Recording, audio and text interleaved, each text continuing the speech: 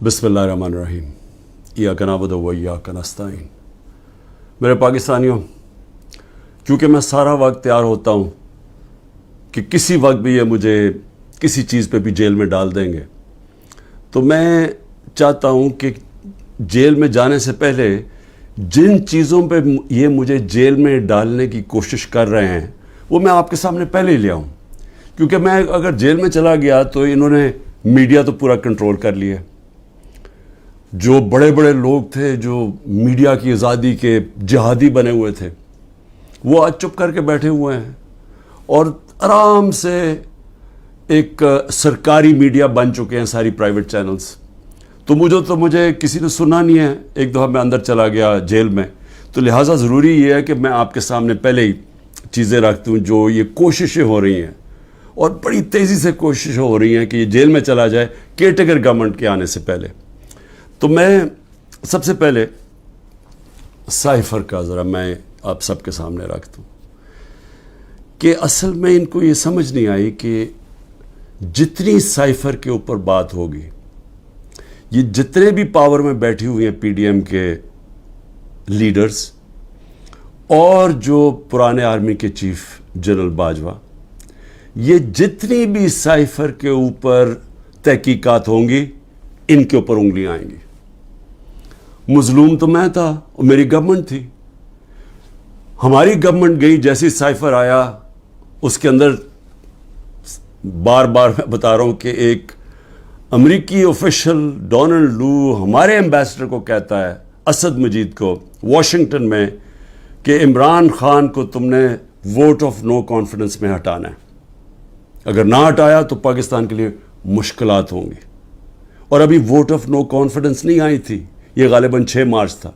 अगले दिन vote of no confidence आ जाती है, टेबल हो जाती है असेंबली में। और उसके बाद फिर जो सारा वो कहते हैं ना, rest is history. Aahista Aahista क्या, बड़ी जल्दी हमारे लोग भी नाराज़ हो जाते हैं, बैक बेंचर्स भी कहते हैं हम छोड़ रहे हैं, हमारे जो इत्तेहादी है वो भी छोड़ना शुरू हो जाते हैं। तो वो साइफ़र किसके लिए पैगाम था? वो पैगाम उसी के पास था ना जिसके पास पावर थी, जिसके पास एजेंसीज थी, जो इन सब को भेड़ बकरियों की तरह उधर ले जा सकता था दूसरी तरफ और गवर्नमेंट करा सकता था। वो जनरल बाजवा था। तो मैंने बड़ी कोशिश की तब भी कि इसके ऊपर तहकीकात हो। मैंने पहले एक कमेटी भी बनाई जिसमें जनरल तारिक को हमने उसका हेड बनाया। लेकिन यहाँ इतनी ताकत है एक आदमी के पास कि वो जनरल तारिक जैसे आदमी ने भी कहा कि नहीं जी, मैं ये इस कमेटी का हेड नहीं बन सकता। पूरी कोशिश की गई सुपर किंग ने कि किसी ना किसी तरह दब जाए बस साइफ़र की, इसके ऊपर बात ही ना हो। मैं इसलिए कह रहा हूं कि ये बार बार साइफ़र को लेके आते हैं तो वो उंगलियां तो उधर ही जानी है सुपर किंग की तरफ, और उसने हर बार इस्तेमाल किया। हमारा जब सुप्रीम कोर्ट में केस चला हुआ था, जब कासिम सूरी ने अडजर्न की असेंबली और ये कहा कि साइफ़र में वाज़ेह है कि मुदाखलत हुई है पाकिस्तान के अंदर, और मैं इसलिए अडजर्न कर रहा हूँ कि पहले इसके ऊपर तहकीकात हो, इंक्वायरी हो कि क्या ये साइफ़र, इसके पीछे क्या था। इंक्वायरी में ही तो पता चलना था कि साजिश हुई है या नहीं हुई। तो उसने जब वो लहराया और उसने अडजर्न की, तो उसके बाद सुप्रीम कोर्ट में चला गया केस। तो सुप्रीम कोर्ट में जो हमारा वकील था, अटॉर्नी जनरल, हम हैरान हो गए, उन्होंने साइफ़र पे बात ही नहीं की। असल इशू तो साइफ़र था, बाकी सारी बातें कर दी, साइफ़र पे बात नहीं हुई। जो केस हमारा था वो केस ही नहीं लड़ा गया। नईम बुखारी जो असद कैसर के वकील थे, उन्होंने कहा कि अटॉर्नी जनरल ने तो मेरा केस ही ख़त्म कर दिया, क्योंकि उन्होंने साइफ़र के ऊपर बात की। तो ये जो इसको खुफिया रखने की कोशिश की गई, वो कोशिश कर रहे थे जिनको पता था कि तहकीकात से इनके ऊपर उंगलियां आनी है। मैं कोशिश करता रहा कि इसके ऊपर इंक्वायरी हो। हाँ, जिस तरह मैंने कहा, पार्लियामेंट ने कमेटी बनाई, उसको उन्होंने जनरल तारिक को भी भगा दिया। फिर चीफ जस्टिस साहब को मैंने लेटर लिखा, साइफ़र भेजा कि इसके ऊपर इंक्वायरी होनी चाहिए, नहीं हुई। तो अब ये जो इंक्वायरी करना चाहते हैं FIA, मैं सिर्फ सवाल ये पूछता हूँ कि पहले तो मुझे ये बताएं مجھے بلا تو لیا آپ نے انکوائری کے لیے، لیکن مجھے یہی نہیں پتا کہ میرے سے کس چیز کی انکوائری کرنی چاہتے ہیں آپ، تاکہ میں تیاری کر کے آؤں۔ لیکن میں ایف آئی اے کو بھی یہ کہنا چاہتا ہوں کہ یہ آپ کے پے گریڈ سے زیادہ اوپر بات ہے۔ آپ کے رانا ثناء اللہ جو انٹیریئر منسٹر ہے، جو آپ کے اوپر ہے، وہ تو کہہ بیٹھا کہ عمران خان کو جیل میں ڈالنا ہے۔ وہ ابھی کوئی انکوائری کا مجھے بھی نہیں پتا، ابھی تو ہمیں 164 کا بیان بھی ہمارے سامنے نہیں آیا۔ ابھی تو نیوز آئٹمز آ رہی ہیں نا کہ جی اعظم خان نے یہ کہہ دیا، ہمارے سامنے تو ابھی کچھ نہیں آیا، کیونکہ میں نے اپنے وکیلوں سے پوچھا تو کسی کی وکیل کو بھی پتہ نہیں کہ وہ کون سا بیان ہے اعظم خان کا جو 164 پہ آتا ہے۔ یہ تو نیوز آئٹمز آ رہی ہیں۔ تو ابھی سے ہی وہ کہنا شروع ہو گیا ہے کہ جی اس نے جیل میں جانا ہے جو ایف آئی اے کا ہیڈ ہے۔ تو ایف آئی اے کی کیا حیثیت رہ گئی؟ تو ہمیں تو پتہ انہوں نے کیا کرنا ہے، لیکن قوم کو پتہ ہونا چاہیے کہ یہ اتنا بڑا ظلم ہوا اس ملک کے ساتھ، جو انہوں نے جو گورنمنٹ گرائی ہماری، جو میں نے آپ کو بتایا بھی کہ آئی ایم ایف کی صرف آپ رپورٹ پڑھ لیں کہ انہوں نے بتایا کہ انہوں نے یہ جو منی لانڈررز تھے اور این آر او والے یہ جو لیڈرز تھے، انہوں نے آ کے پاکستان سے 14 مہینے میں کیا اور عوام کو کتنی تکلیف ہوئی، کتنی تکلیف سے عوام گزر رہی ہے، اور مزید اور آگے تکلیف آنے والی ہے۔ ایک وہ گورنمنٹ جس کی بہترین پرفارمنس تھی، اور وہ صرف اور صرف، اب ضرورت نہیں ہے آپ آئی ایم ایف کا ہی پڑھ لیں نا، آئی ایم ایف تو ہمارے نیچے نہیں ہے، اکنامک سروے پڑھ لیں جو کہ انہوں نے شائع کیا، تو وہ تو اب واضح ہے کہ ایک حکومت جو بہترین پرفارمنس دے رہی تھی، جو لوگوں کے حالات بہتر کر رہی تھی، روزگار بڑھتا جا رہا تھا، فیصل آباد کے اندر ٹیکسٹائل کے ورکرز نہیں مل رہے تھے، یعنی دور سے وہ ٹیکسٹائل والے ہمیں کہتے تھے کہ ہم سکول کھولنا چاہتے ہیں، ہمارے پاس ورکرز کم ہو گئے ہیں، جو ہماری سب سے بڑی ایکسپورٹ ہے ٹیکسٹائلز کی۔ تو ادھر سے وہ گرتے گرتے آج یہاں پہنچ گئے ہیں کہ سکریپ میں بیچی جا رہی ہے مشینری اب، اور یہ جو اب مزید اور مہنگائی آ رہی ہے، ذرا پوچھیں تو صحیح کہ جو بے روزگاری بڑھتی جا رہی ہے، پوچھیں لوگوں کے ساتھ گزارا ہوتا کیسے ہے، کون ذمہ دار ہے اس کا؟ یہ سائفر کے اوپر جب تحقیقات ہوں گی تو پتہ چلے گا کہ کتنی بڑی سازش ہوئی ہے۔ تو میں تو چاہتا ہوں کہ ایک صحیح معنی میں اس کے اوپر انکوائری ہو، میں تو تب بھی کوشش کر رہا تھا، لیکن تب تو ہونے نہیں دی، تو اللہ کرے کہ اس میں سے ہی کچھ چیز نکلائے، لیکن یہ ایف آئی اے نہیں کر سکتی کہ وہ تو کنٹرولڈ ہے انہی لوگوں سے جو انہوں نے فائدہ اٹھایا یہ سازش سے۔ دوسری چیز ہے، اب دو اور میرے اوپر نیب کے کیسز ہیں۔ ایک ہے القادر۔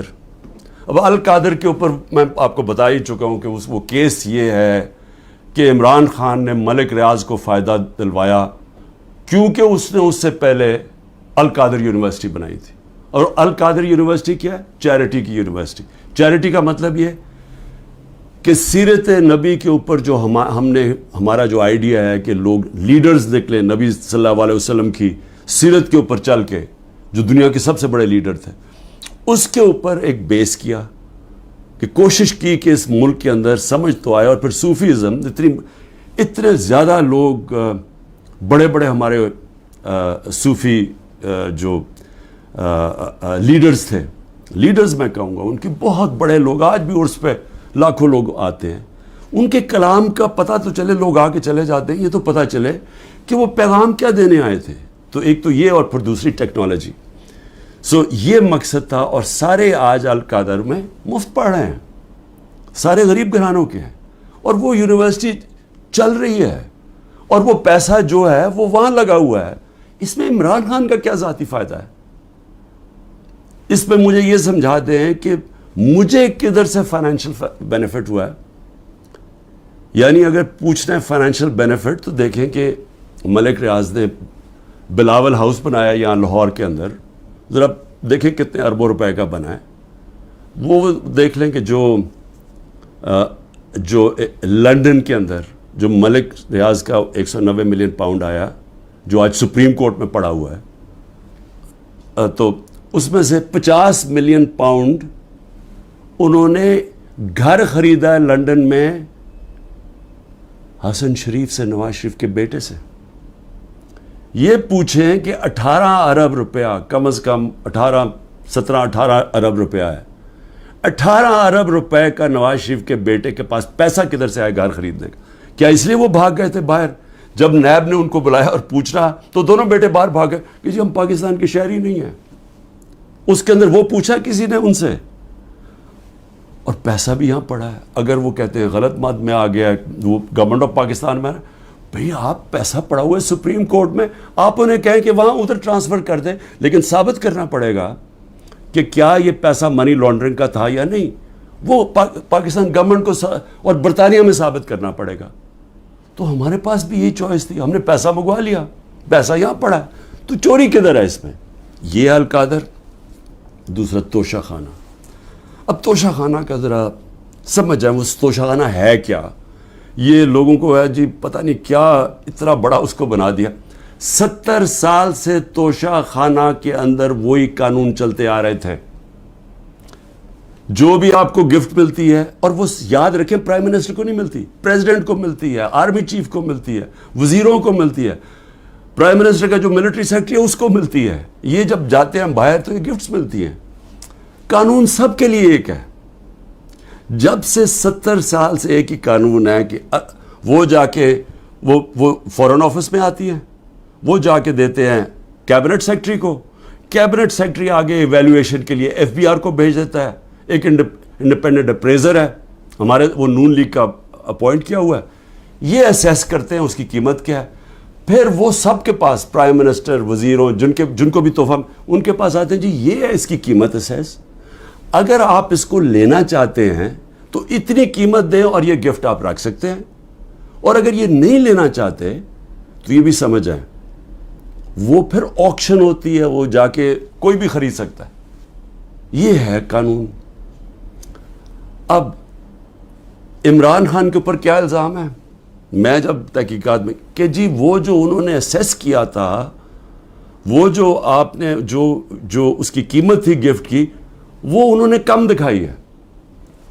بھئی اگر انہوں نے کم دکھائی ہے، وہ لوگ ابھی بھی بیٹھے ہوئے ہیں، ان سے پوچھیں کیوں کم دکھائی ہے. میں تو ان میں سے کسی کو نہیں جانتا. مجھے تو جو ملٹری سیکرٹری آ کے بتاتا ہے کہ جی یہ قیمت ہے، یہ آپ نے دینا، میں اسی کے مطابق چلا. جو بھی ہے میرا سارا کچھ ڈکلیئرڈ ہے، سارا کچھ ایف بی آر کے پاس ریکارڈ ہے، ساروں کے اوپر جو بھی میں نے اگر کسی کو بیچا اس کے اوپر ٹیکس دیا ہوا ہے وہ ریکارڈ ہے، سب کچھ ان کے پاس پڑا ہے. کیس ہے کیا؟ وہ کیس ٹرائل پہ چل رہا ہے. جج صاحب بڑی تیزی میں ٹرائل چلا رہے ہیں، سب جوڈس ہے، میں اس کے اوپر بات نہیں کروں گا. لیکن میں یہ ضرور چاہوں گا کہ ایک فیئر ٹرائل میں رہے، موقع ملے موقف رکھنے کا، اور میں یہ ثابت کروں گا کہ اس میں کوئی چیز بھی میں نے غیر قانونی نہیں کی. لیکن جو میں پوچھنا چاہتا ہوں آج، اچھا 3 توشہ خانہ کے اوپر کیس کدھر ہو رہا ہے؟ ایک الیکشن کمیشن کر رہی ہے کیس، ایک ایف آئی آر کٹوائی ہوئی ہے، ایک نیب کیس کر رہی ہے.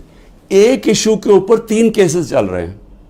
یہ بھی کوئی ورلڈ ریکارڈ ہے، کبھی ایسے ہوتا نہیں ہے. لیکن اتنی جلدی میں ہے کہ کسی نہ کسی طرح اس کو راستے سے ہٹاؤ، ڈسکوالیفائی کرو اور اس کو جیل میں ڈالو. اب میں صرف آج نیب چیئرمین سے بڑے آپ کی وجہ سے مجھے وہ جس طرح اٹھایا گیا، آپ بھی ایک اس میں آپ کی وجہ تھی، اور بھی جس نے بھی حکم دیا تھا کہ غیر قانونی اور غیر آئینی طور پہ مجھے 9 مئی کو جس طرح ذلیل کر کے اٹھایا گیا مجھے اسلام آباد ہائی کورٹ سے، اس میں آپ کا بھی ہاتھ تھا. میں سوال یہ پوچھنا چاہتا ہوں کہ چلیں میں تو یہ نیب کے کیس فیس کر رہا ہوں اور کروں گا، کئی ملک سے باہر نہیں بھاگوں گا، یقین کریں سارے کیس فیس کروں گا.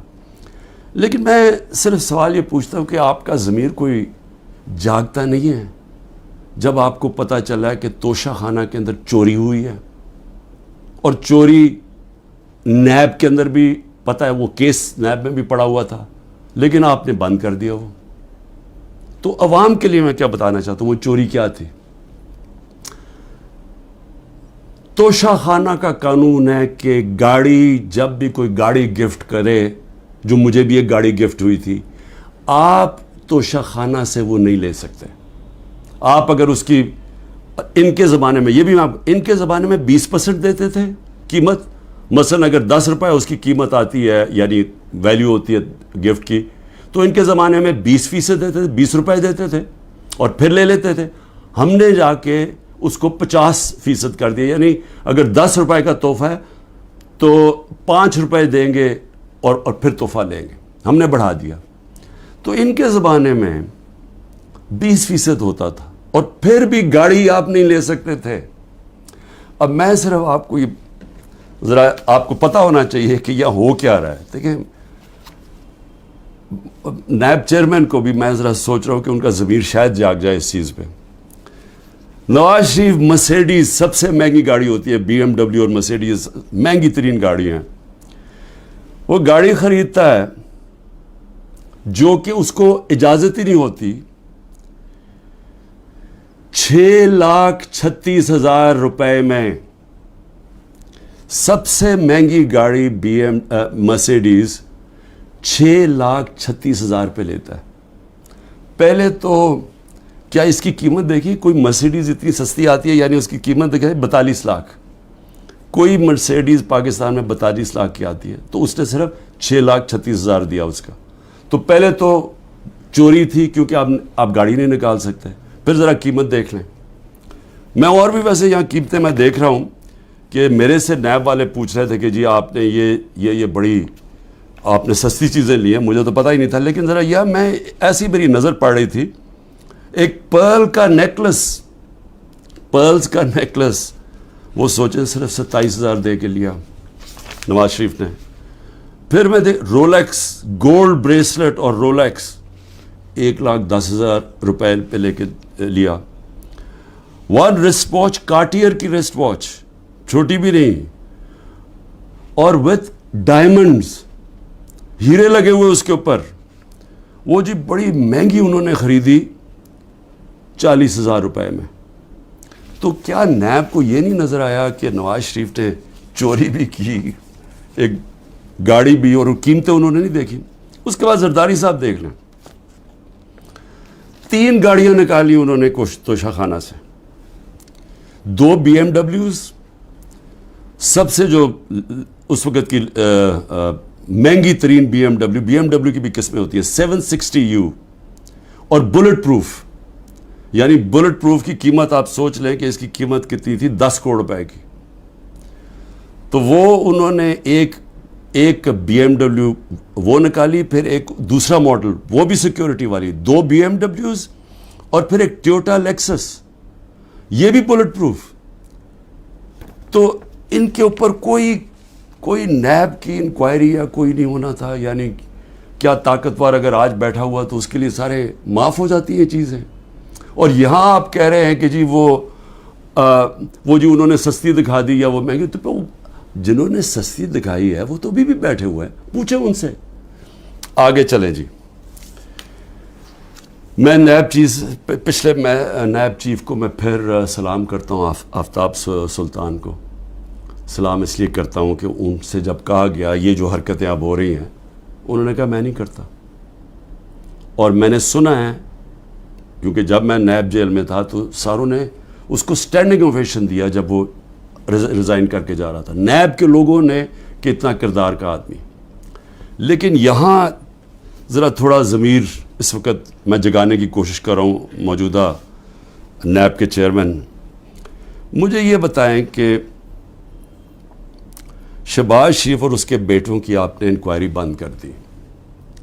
7 ارب روپے کی انکوائری آپ نے بند کر دی. 7 ارب روپے کی انکوائری بند کیا کی, جس کے اندر یہ بچ ہی نہیں سکتے تھے. کیا کیا انہوں نے, یہاں سے یہ پیسے بھیجتے تھے باہر, یہاں سے ہنڈی حوالے سے باہر پیسے بھیجتے تھے, چوری کا پیسہ. ادھر سے ریمنٹنسز دکھا دیتے تھے. یہ قانون نواز شریف نے بنایا تھا 1992 میں کہ اگر باہر سے پیسہ آئے تو کوئی سوال نہیں پوچھ سکتا کہ جی وہ پیسہ کدھر سے آیا, کس نے بھیجا پیسہ. نو کوسچنز آسکڈ. یہ منی لانڈرنگ کے لیے خاص قانون بنایا تھا انہوں نے. ہدایبہ پیپر مل کیا تھا, وہ پہلا, آج سے 20-24 سال پہلے وہ ہدایبہ پیپر مل میں اسی طرح یہ کر رہے تھے کہ اس کے نام پہ پیسہ باہر بھیجتے تھے پہلے چوری کر کے, اور وہاں کوئی قاضی فیملی لندن میں بیٹھی, ان کے اکاؤنٹس میں پیسہ گیا. ادھر سے انہوں نے دکھایا کہ جی ہم نے ریمیٹنسز بھیجی ہیں, اور ریمیٹنس کا کوئی سوال ہی نہیں پوچھ سکتا تھا. جو باہر سے پیسہ آتا تھا سوال ہی نہیں پوچھ سکتا تھا. تو یہاں سے باہر پیسہ چوری کر کے بھجوایا, وہاں سے جس پیسے کی ضرورت تھی وہ انہوں نے ریمیٹنس کے نام پہ لے لیا اور کوئی سوال نہیں پوچھتا. تو یہ جو شہباز شریف کا سارا پیسہ یہ جو آیا ہے, اس کا زیادہ تر پیسہ جو اس کی دولت میں اضافہ ہوا ہے, انہوں نے پوچھا نا نیب نے کہ جی اضافہ کدھر سے ہوا, جی ریمیٹنسز آئی ہیں.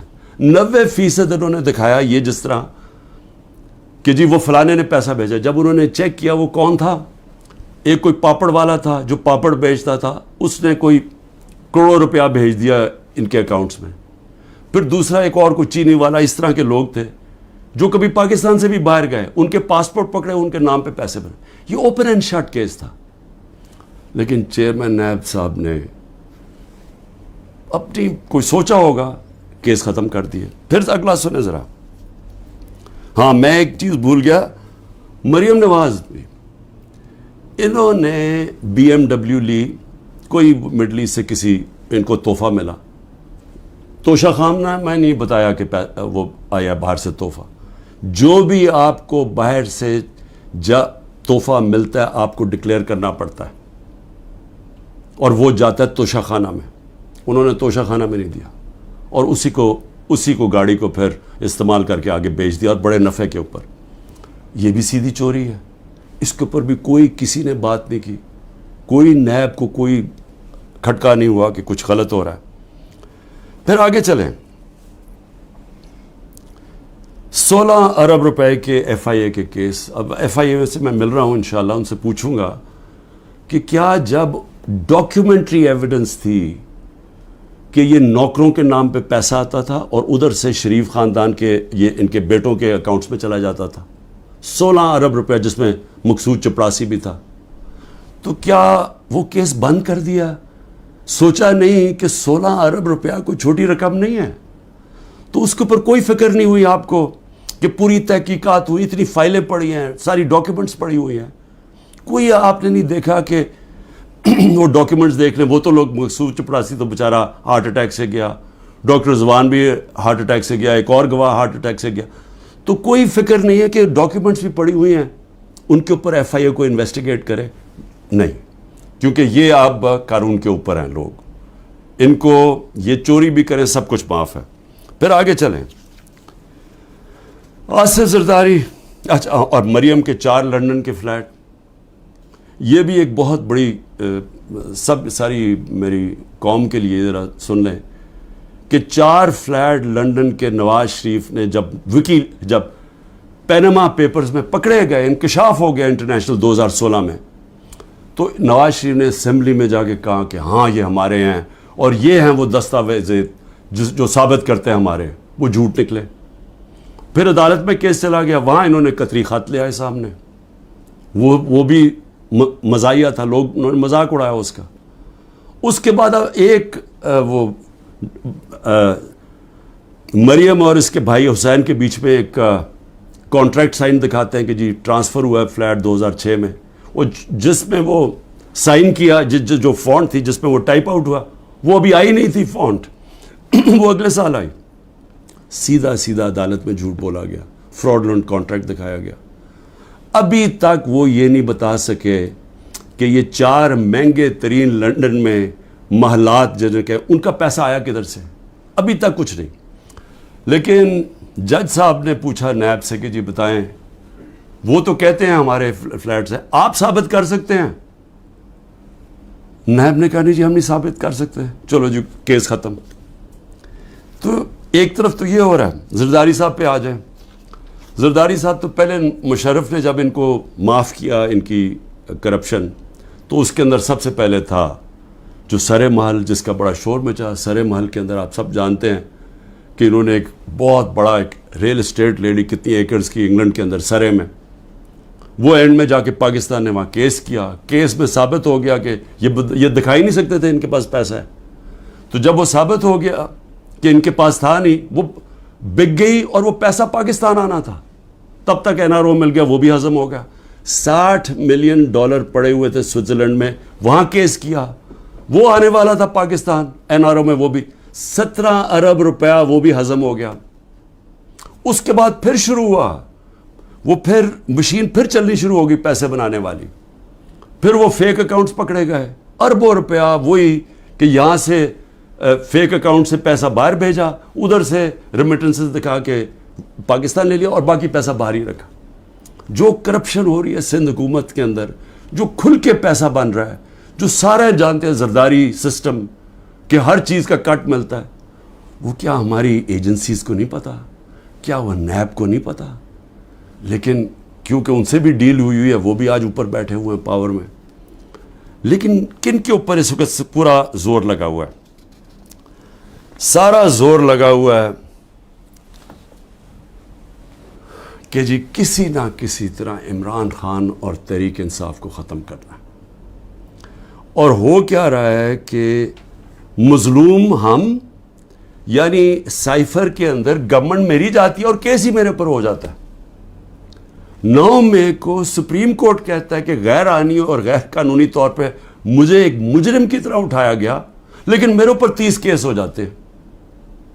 اس کے علاوہ جن لوگوں کو گولیاں ماری سیدھی سیدھی لوگوں کو گولیاں ماری، نہتے لوگوں کو، پروٹیسٹرز کو، انہی کے اوپر کیس کر دیا۔ ان کی ڈیڈ باڈیز، جو 16 لوگ مرے، جو شہید ہوئے، میں کہتا ہوں انصاف کے لیے کھڑے ہوئے نا انصافی ہو رہی تھی ان کے پارٹی کے چیئرمین سے، ان کو سیدھی گولیاں ماری، ان کے گھروں میں پہنچ گئے کہ تم نے اگر FIR رجسٹر کی تو ہم تمہیں یہ کر دیں گے۔ وہی جو ضلع شاہ کے گھر پہنچ گئے، جب اس کو قتل کیا گیا تو پولیس کسٹڈی میں اس کو قتل کیا گیا، میرے اوپر 302 قتل کا پرچہ کر دیا، اور پھر اس کے ماں باپ کے پاس پہنچ گئے کہ آپ نے دیکھیں اس کی بات نہیں کرنی، اور ان کو چپ کرا دیا۔ تو پہلے لوگوں کے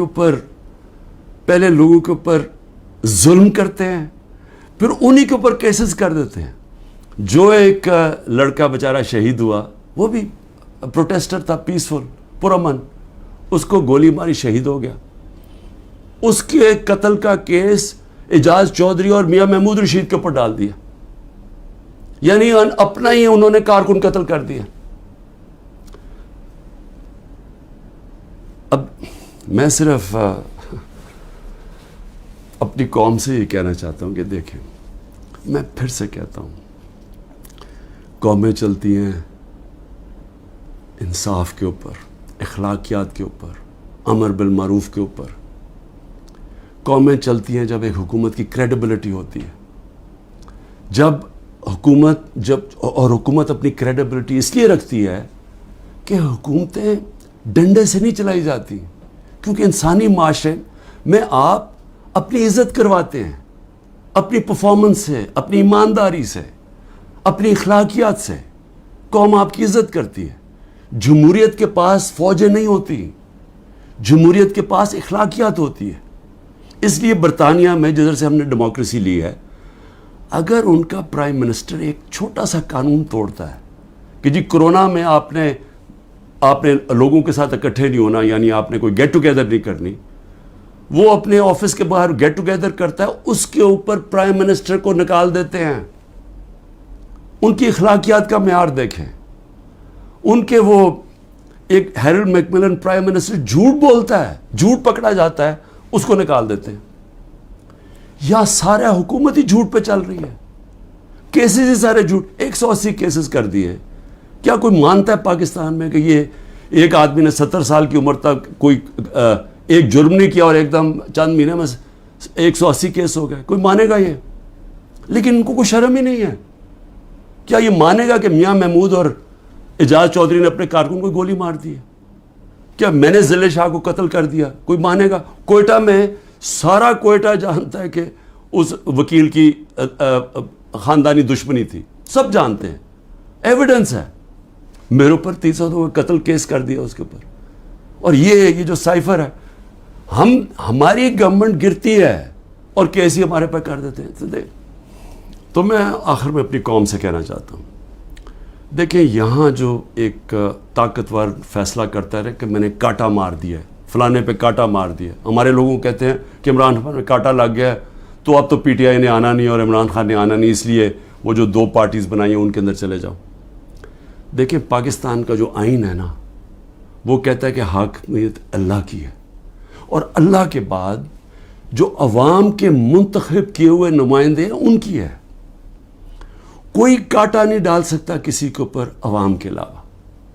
اور یہ جو کانٹا ڈالنے کی کوشش ہے یہ اتنا نقصان پہنچا رہی ہے پاکستان کو، ہماری جمہوریت کو، ہماری آزادی کو، ہماری اخلاقیات کو، ہمارے اداروں کو، ہمارے انصاف کے نظام کو، ہمارا ساری دنیا میں جو امیج ہے وہ اتنا نقصان پہنچا رہی ہیں.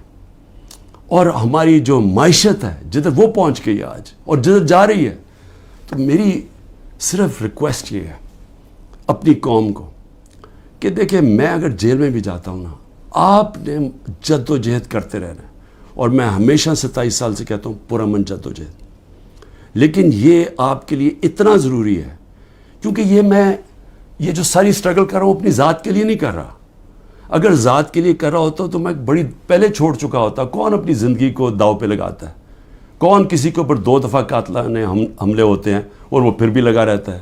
یا جیل کے اوپر سارے اکٹھے ہوئے ہیں جس آدمی کے اگینسٹ، وہ کیوں کھڑا ہے؟ کیونکہ میں اس کو سیاست نہیں سمجھا، اس کو عبادت سمجھتا ہوں. ساری دنیا کی تاریخ میں آزادی کے لیے اپنی لوگوں نے جد و جہد کی، اپنی جانیں قربان کی ہیں. کیونکہ اللہ جو اپنی آزادی کے لیے جد و جہد کرتا ہے اور انصاف کے لیے، اس کو اگر وہ مرتا ہے تو اس کو شہید کہتا ہے. اللہ بہت بڑا رتبہ ہے. میں اپنی قوم کو بھی کہہ رہا ہوں کہ اس میں آپ کا مستقبل ہے، آپ کی حقیقی آزادی میں. یہ جو نظام اگر یہ چلتا رہا، پاکستان چھوڑیں، کسی ملک کا کوئی مستقبل نہیں ہے. پاکستان زندہ باد.